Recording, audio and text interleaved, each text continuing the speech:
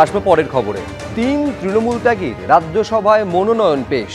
সুখেন্দু শেখর রায়, সুস্মিতা দেব এবং প্রকাশটিক বড়াইকের মনোনয়ন পেশ হলো আজ। সেই সময় উপস্থিত ছিলেন রাজ্যের মুখ্যমন্ত্রী ও বিজেপি রাজ্য সভাপতি। তাৎপর্যপূর্ণভাবে মনোনয়ন পেশের উপস্থিত মুখ্যমন্ত্রী সহ গোটা মন্ত্রিসভা। এই সময় আগে থেকেই হাজির ছিলেন বিজেপি রাজ্য সভাপতি শ্রমিক ভট্টাচার্য। সবাইকে নিয়ে এই বৈঠক করায় মনে হয়েছে পরিবারের মধ্যে আছি বলে প্রতিক্রিয়া সুস্মিতা দেবের।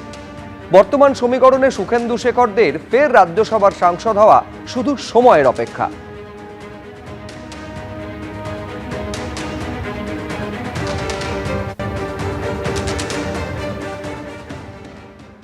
বিজেপি তৃণমূলীকরণ হবে না। নির্বাচনের আগে আমি যেমন বামেদের কাছে ভোট চেয়েছিলাম যে এই অচল অবস্থার অবসান করুন, তৃণমূল নামক এই হিংস্র জনগোষ্ঠীটাকে ক্ষমতা থেকে সরিয়ে দিন, তারপরে যে যার পতাকা তুলে নেবেন হাতে। তেমন তৃণমূলের উদ্দেশ্যেও বলেছিলাম যারা চাকরি বিক্রি করেননি, চাকরি কেনেননি, সিন্ডিকেটে অংশগ্রহণ করেননি, নিরাপরাধ মানুষকে রক্তাক্ত করে দেননি, যারা গণতান্ত্রিক ব্যবস্থাকে লুঠে বা মানুষের অধিকারগুলোকে বাজেয়াপ্ত করাতে অংশগ্রহণ করেননি, যারা বিপরীত পরিস্থিতিতে থেকে নিজেদের ঘাম রক্ত দিয়ে অপ্রাসঙ্গিক মমতা বন্দ্যোপাধ্যায়ের নাম দেওয়ালে লিখে থেকে প্রাসঙ্গিক রেখেছিলেন, তারা নিশ্চয়ই এই তৃণমূলের জন্য লড়াই করেননি। তৃণমূল হচ্ছে কুচকুচে সাদা আর ধবধবে কালো। তৃণমূল সম্পর্কে যত কম কথা বলা যায় ততই ভালো। তৃণমূল এখন নির্মূল। মানুষ তৃণমূলের কোনো আলোচনা শুনতে চাইছে না। বিজেপির জন্য তৃণমূলের দরজা বন্ধ। কিন্তু একই সঙ্গে মনে রাখতে হবে, নেতা থেকে দল বড়, দলের চেয়ে দেশ বড়। আপনার পার্টি থেকে বারবার বলা হচ্ছে যে তৃণমূলকে নেব না, এক্ষেত্রে কি বলবেন? তৃণমূলের প্রাক্তনী আমাদের মুখ্যমন্ত্রী, আজকে আমাদের পার্টির বিধানসভার নেতা, বাংলার মুখ্যমন্ত্রী। যোগ্যতা, স্বচ্ছতা পার্টি নেবে, এটা কোনো পার্টির সংবিধানে লেখা নেই কাউকে নেব কি নেব না। ভারতবর্ষে বিজেপি বেড়েছে, বিভিন্ন দলের যোগ্য লোকেদের নিয়েছে, তারা স্বেচ্ছায় আজকে বিজেপিতে এসেছেন। আমাদেরও রাজ্যসভাতে মেজরিটির দরকার আছে যাতে মাননীয় প্রধানমন্ত্রী হাত খুলে কাজ করতে পারেন। আর পার্টি তাকে স্বীকৃতি দিয়েছে, তারা নিজের পদেই যাবেন, খালি আমাদের আসনে বসবেন। 3 তৃণমূল ত্যাগী সুখেন্দু শেখর রায়, সুস্মিতা দেব এবং প্রকাশটিক বড়াইক তারা আজকে রাজ্যসভার উপনির্বাচনের জন্য মনোনয়ন পেশ করলেন। আর সেই সময় উপস্থিত ছিলেন রাজ্যের মুখ্যমন্ত্রী এবং বিজেপি রাজ্য সভাপতি। তাৎপর্যপূর্ণভাবে সে সময় গোটা মন্ত্রিসভা উপস্থিত ছিল।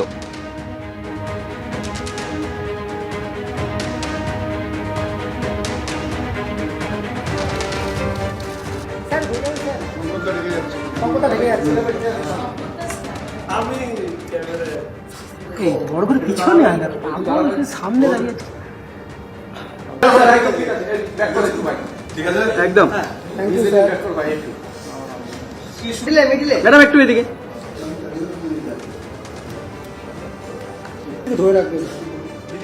মনোনয়ন পেশের আগেই হাজির বিজেপি রাজ্য সভাপতি শ্রমিক ভট্টাচার্য। সবাইকে নিয়ে এই বৈঠক করায় মনে হয়েছে পরিবারের মধ্যে আছি বলে প্রতিক্রিয়া জানিয়েছেন সুস্মিতা দেব।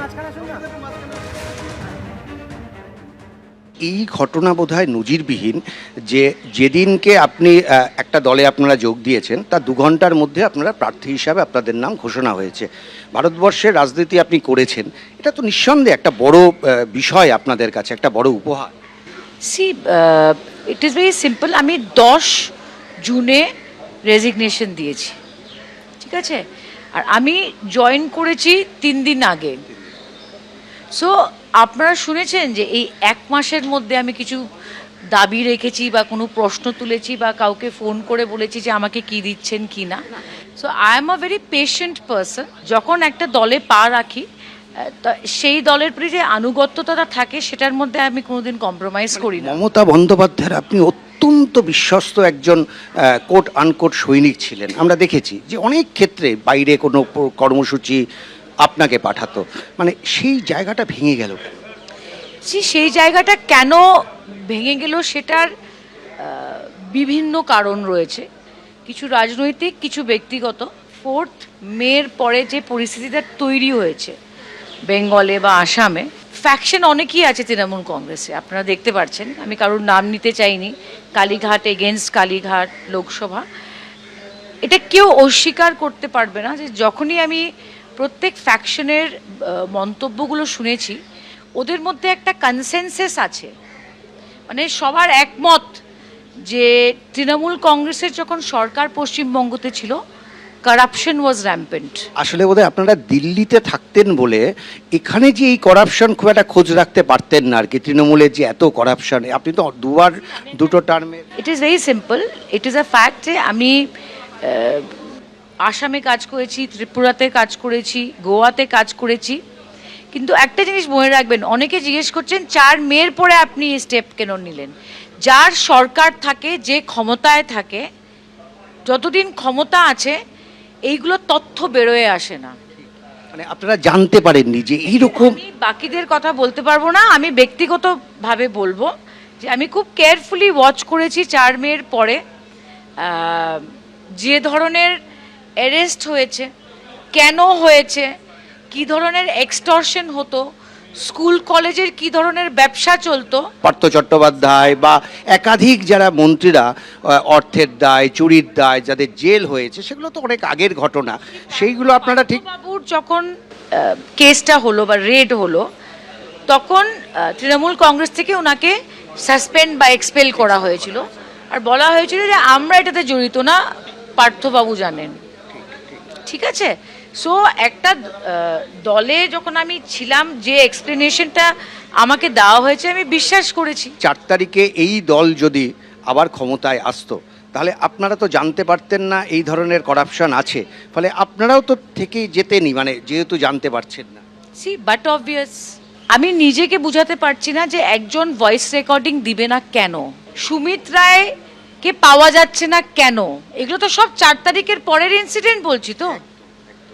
সো আমারও তো একটা বিবেক আছে। আসামের রাজনীতি এখনো আপনার বাবার নামে অনেকটা হয়, তারপরে আপনি তৃণমূল করেছেন, এখন বিজেপি। এই 3টে দলের মধ্যে আপনার সবচাইতে কাকে ভাল লাগে? See it is very simple, যে কংগ্রেস দলটা আমি করেছি এবং সন্তোষ মন্দে প্রয়াত নেতা করেছেন, সেই কংগ্রেস দল আর নেই। আমি মমতা বন্দ্যোপাধ্যায়কে দেখে তৃণমূলে এসেছি। I am on record saying that. হাওয়াই চটি, সুতির শাড়ি, কালীঘাটের একটা রুম। 4 তারিখের পরে হেলিকপ্টার থেকে প্লেন থেকে কি। সো দ্য কোয়েশ্চেন ইজ, কাকে আমি পছন্দ করি, এই প্রশ্নটা এখন প্রাসঙ্গিক নয়। এখন প্রশ্নটা হলো that prime minister is Narendra Modi. ABP Ananda, এগিয়ে থাকে, এগিয়ে রাখে।